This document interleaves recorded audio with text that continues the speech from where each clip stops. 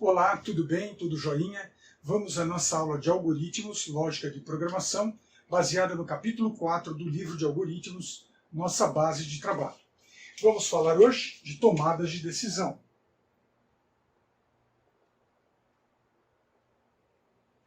A tomada de decisão em um computador pode ser executada de forma simples ou composta. Tomar uma decisão significa fazer uma escolha a partir de alguma situação em avaliação, a qual a gente chama de condição. Uma condição, computacionalmente falando, pode resultar dois resultados. A condição pode ser falsa, se ela não for atendida, ou verdadeira, se ela for atendida. Para realizar a definição de uma condição, a gente precisa trabalhar com dois elementos, que podem ser variáveis versus variáveis, ou pode ser variáveis versus constantes. Esta relação é conseguida a partir da implementação dos que nós chamamos operadores relacionais.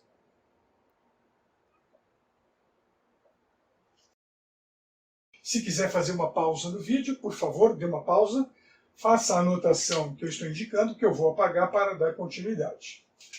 Os operadores relacionais, do ponto de vista computacional, são representados pelo símbolo de igualdade, maior que, menor que, maior ou igual a, menor ou igual a e diferente de.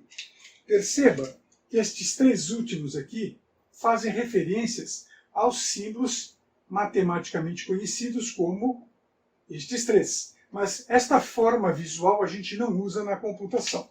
O significado destes símbolos são igual a, maior que,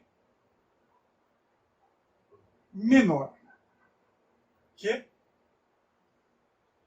maior ou igual a, menor ou igual a, e por último, diferente de.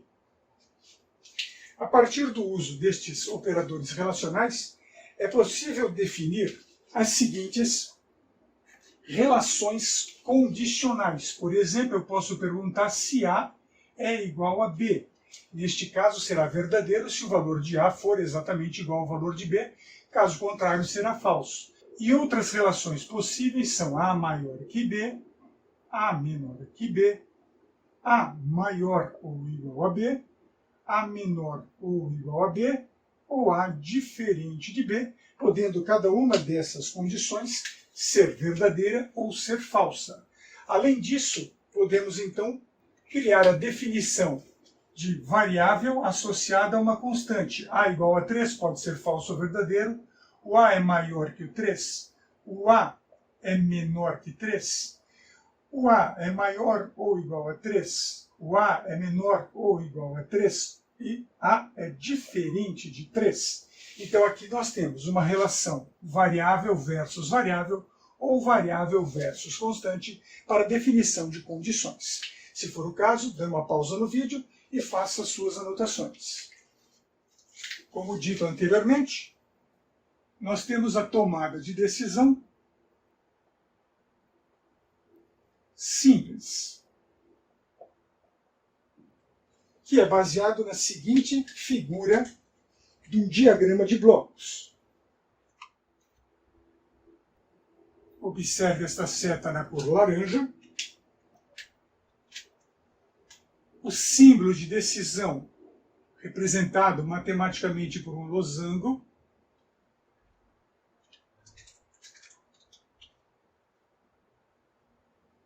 Um braço chamado de sim, representado pela letra S. ao qual executará uma certa ação caso a condição definida dentro da decisão seja verdadeira. Se a decisão não for verdadeira, nada será executado. Então, deste lado, se coloca o não. Um detalhe importante é que eu estou usando aqui a decisão e aqui um conector. O conector deve ser alinhado mais ou menos dentro, né, abaixo da decisão. A indicação sim e não pode ser invertida. Este sim poderia estar aqui do lado esquerdo e o não poderia estar desenhado do lado direito. Isso não tem nenhuma relação com a imagem. As pessoas destras tendem a desenhar o sim do lado direito e as pessoas que são canhotas tendem a desenhar o sim do lado esquerdo. Mas isso é uma questão pessoal. Por esse motivo é muito importante sinalizar sim e não exatamente naquilo que você deseja fazer. A codificação em português estruturado dessa estrutura será se para a seta laranja. A condição é colocada dentro da decisão. Então, aqui onde eu coloco a condição, eu defino a decisão, representada em português estruturado com parênteses. Então, atentem para as cores que eu estou usando. Então, se esta condição for verdadeira, o sim é o então. Então, será executada uma certa ação. Ao término desta operação, executa-se o comando fim-se, fim_se. Então, se a condição é verdadeira, o desvio operacional vem para esta área, executa a ação, vem para o conector e segue à frente. Se a condição for falsa, não ocorre esse desvio para o lado do sim, o desvio é feito para o lado do não, que nada executa, vem até o conector e dá continuidade ao fluxo do programa. Se for o caso, faça uma pausa, porque em seguida eu vou demonstrar tomada de decisão composta. A tomada de decisão composta prevê dois tipos de ação. Uma ação para a condição sim e outra ação para a condição como falso.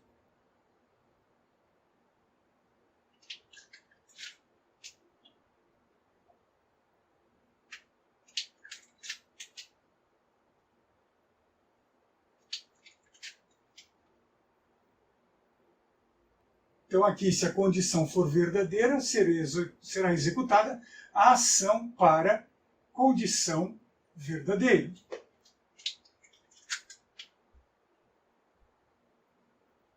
Caso contrário, se não,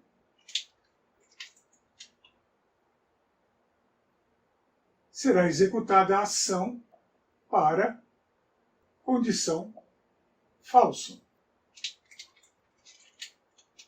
Coloca-se o conector.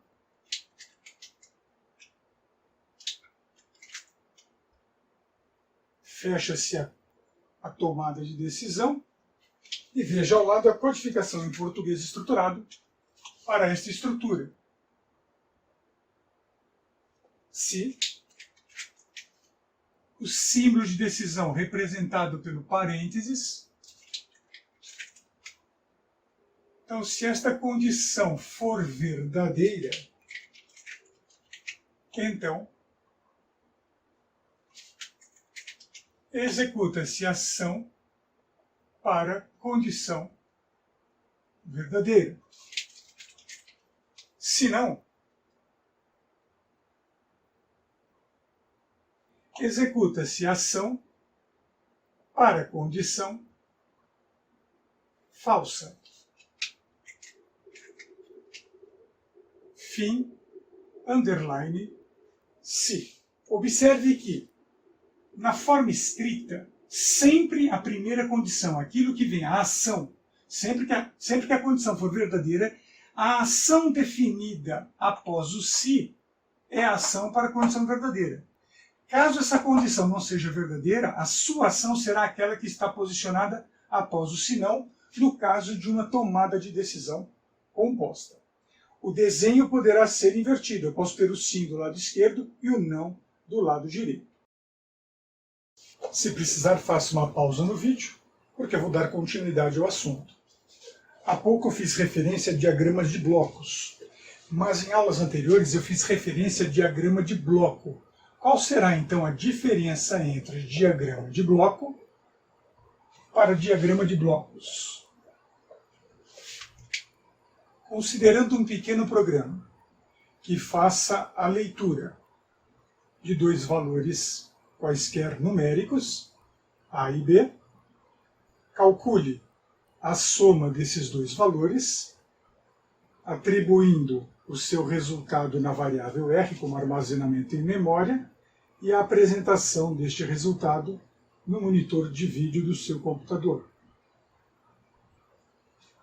Considere programa semelhante.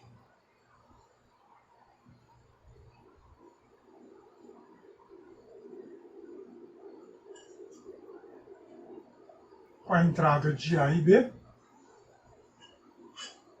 a soma de A e B atribuída em R e a apresentação do valor de R somente se R for maior que 10. Se sim, mostra o resultado R.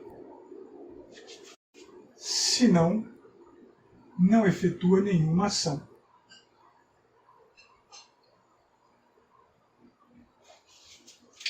Do lado esquerdo eu tenho um diagrama de bloco, porque a definição que está entre o terminal sinalizado com o rótulo início e o terminal sinalizado com o rótulo fim, há a definição de um bloco de ação.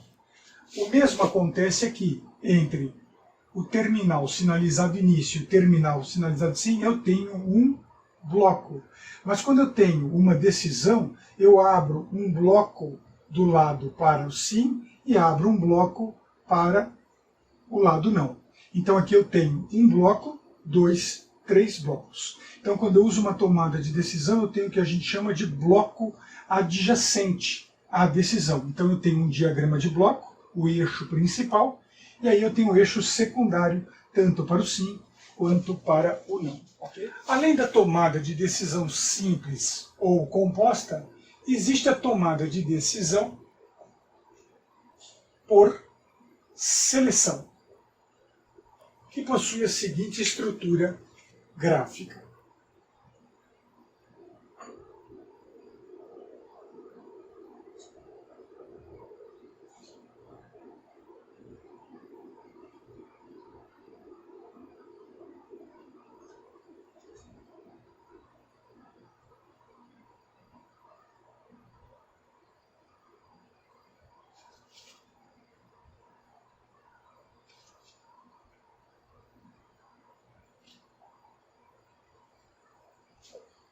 Posso sinalizar aqui opção igual a 1, opção igual a 2, opção igual a 3. Ação 1, ação 2 e ação 3. O fluxo operacional dessa estrutura algorítmica diz o seguinte: escolhendo por algum motivo opção 1, ou 2 ou 3, uma certa ação será executada. Então imagine que foi escolhida a opção 2. 2 é igual a 1? Não. Se não, 2 é igual a 2? Sim. Se sim, executa a ação. Após executar a ação, o fluxo é desviado então para o conector. Então aqui eu tenho um não e um sim, um não e aqui um sim. Se a opção for 3, 3 é igual a 1? Não. 3 é igual a 2? Não. 3 é igual a 3, executa a ação 3 e o fluxo vem para a continuidade. Se for a opção 1, 1 é igual a 1, sim, executa a ação 1 e vem direto para o conector. Observe que quando eu escolho 1 ou 2 ou 3, sendo a condição verdadeira, não ocorrerá a verificação da condição subsequente àquela que foi verdadeira. Observe o efeito usando uma tomada de decisão sequencial.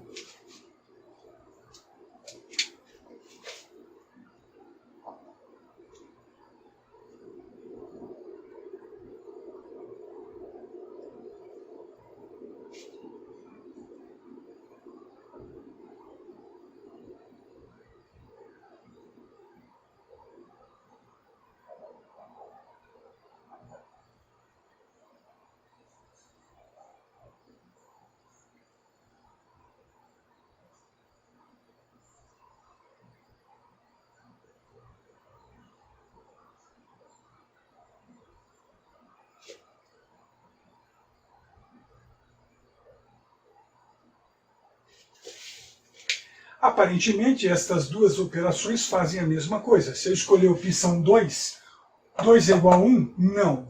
2 é igual a 2? Sim. Executa a ação 2, vem para o conector e pergunta: 2 é igual a 3? Não. E aí dá continuidade. A ação, a resposta a esta operação e esta operação é a mesma. No entanto, a forma de execução desta operação aqui, por seleção, é muito mais eficiente do que um conjunto de decisões sequenciais. Ela, inclusive, é mais rápida. O inconveniente desta estrutura é que ela só pode ser usada quando você estiver usando igualdade. Nenhum outro operador relacional maior que, menor que, maior igual a, menor igual a e diferente de, pode ser usado com esta estrutura. Esses operadores serão aplicáveis somente sobre esta estrutura. Beleza? O trabalho de tomada de decisão usa-se condição. Condição é definida a partir da relação de variável versus variável ou variável versus constante com o operador relacional. E além desses operadores, nós temos ainda os operadores chamados lógicos. Nós temos 4 operadores lógicos: o e, o ou, o show e o não. Os operadores e, ou e show são operadores que trabalham com mais de uma condição. O operador lógico não apenas é usado para negar a condição à sua frente. Para entender melhor essa estrutura, vejamos algumas tabelas verdades desses operadores. A partir deste quadro, vamos considerar aqui a tabela verdade para o operador lógico e chamado operador de conjunção. Imagine que eu tenho condição 1, condição 2 e resultado para analisar. Se a condição 1 for verdadeira e a condição 2 for verdadeira, o resultado é verdadeiro. Então imagine a seguinte situação: se você fizer o exercício 1 e você fizer o exercício 2, você pode ir para casa. Então vejamos, você fez o exercício 1? Fiz, verdadeiro. Você fez o exercício 2? Fiz, é verdadeiro. Você pode ir para casa? Sim, verdadeiro.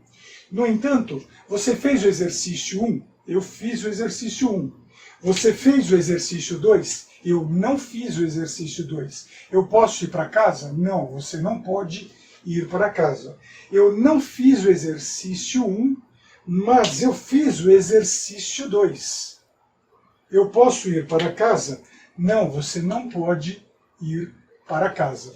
Eu não fiz o exercício 1, eu não fiz o exercício 2, eu posso ir para casa? Não, você não pode ir para casa.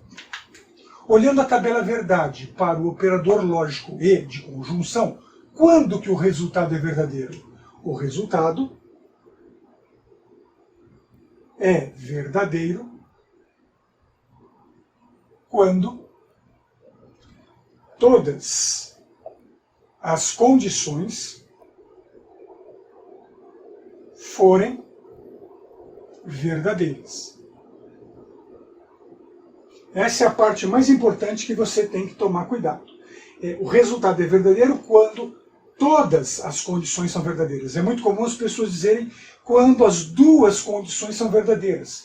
Isso acontece porque estamos trabalhando com uma tabela verdade com duas condições. Mas e se eu tivesse 10 condições? E se eu tivesse 50 condições? A relação é a mesma. Este resultado vai ser verdadeiro se todas as condições, sejam 2, 3, 50, 1000, 10.000 condições, forem igualmente verdadeiras. Se for o caso, tome nota, faça uma pausa para tomar nota, porque nós vamos em seguida olhar o operador lógico OU.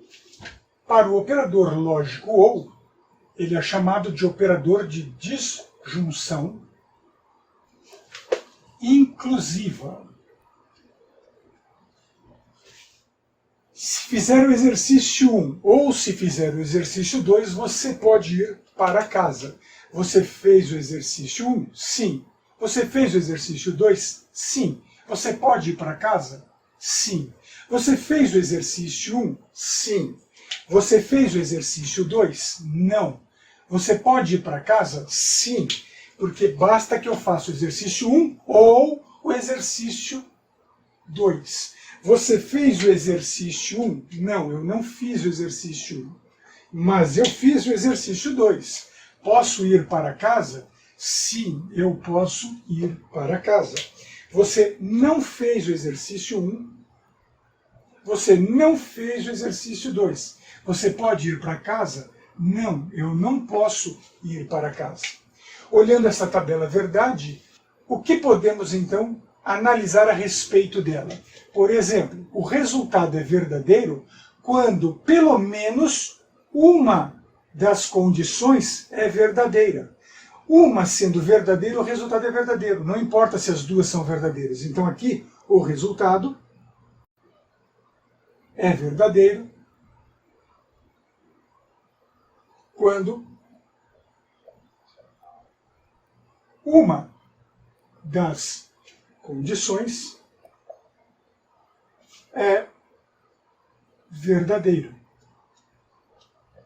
Se for o caso, faça uma pausa no vídeo e anote esta explicação, porque em seguida eu vou explicar sobre o operador show.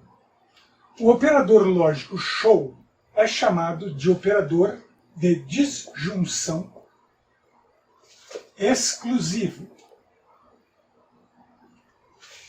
E aqui o resultado somente será verdadeiro se apenas uma do conjunto de condições, uma condição do conjunto de condições for verdadeira. Então você poderá ir para casa se você fizer ou o exercício 1 ou o exercício 2. Você fez o exercício 1? Eu fiz o exercício 1. Você fez o exercício 2? Eu fiz o exercício 2. Você pode ir para casa? Não, você não pode, porque você não respeitou um ou o outro exclusivamente, ou um ou o outro. Você fez o exercício 1? Não, eu não fiz o exercício 1.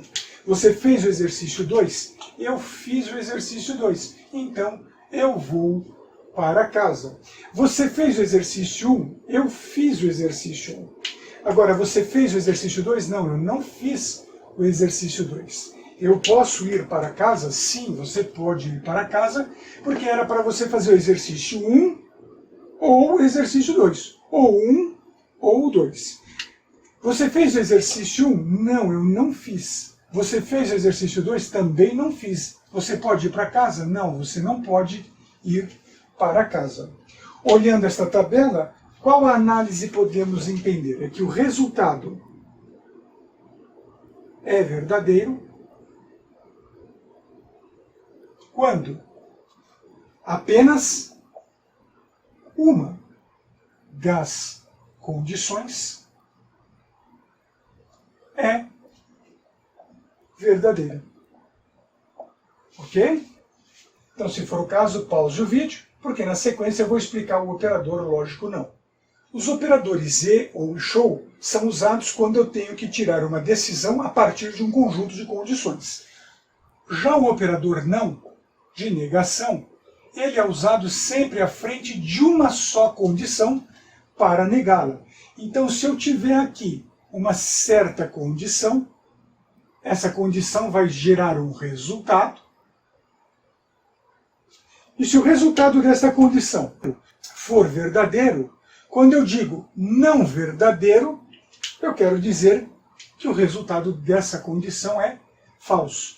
Se o resultado for falso e eu digo não falso, eu quero dizer que essa condição é verdadeira. O operador lógico de negação é usado então para fazer a inversão do estado condicional de certa condição.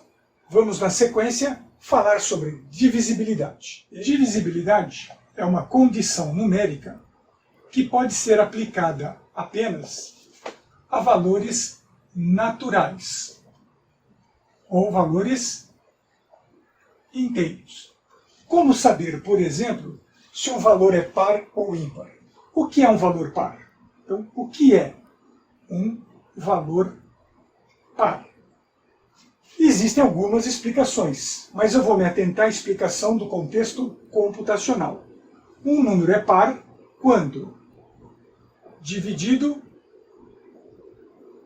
por 2 com quociente inteiro gerar um resto igual a zero. Considerando o número 5 dividido por 2, se eu pego 5 e divido por 2, eu tenho 2. 2 vezes 2 é 4. Ou seja, quantas vezes o número 2 cabe dentro do número 5? 2 vezes. 5 menos 4 deu 1. Veja, estou falando sobre números naturais, números inteiros. Então eu não vou descer o zero e não vou colocar a vírgula para continuar a operação. Eu tenho então o meu dividendo,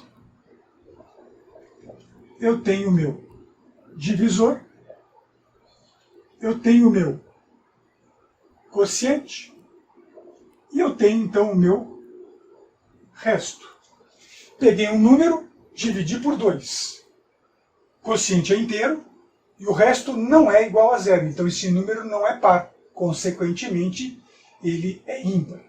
Vamos decompor então estas partes como sendo então uma fórmula onde o resto é igual ao dividendo, que é o 5, menos o divisor vezes o quociente, que é esse valor aqui. Divisor vezes quociente. E vamos passar esta operação para a forma computacional. Então, o resto é atribuído ao dividendo menos o divisor vezes...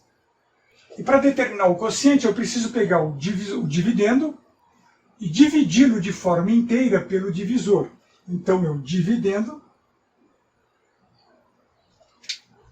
div, para fazer a operação como uma divisão de inteiros, pelo divisor. Se eu quisesse o quociente real, eu usaria então aqui a barra de divisão, mas eu estou usando o div para representar uma operação com números inteiros. Agora que chegamos neste ponto, eu peço que vocês façam a leitura do capítulo 4 do livro de algoritmos e, em seguida, observem detalhadamente cada um dos exemplos de aprendizagem. E depois que fizerem os exemplos de aprendizagem, fizerem o estudo desses exemplos, atentem para o exercício de fixação 3, A, C, F e J. E nas próximas aulas eu faço a correção desses exercícios. Até mais, um grande abraço.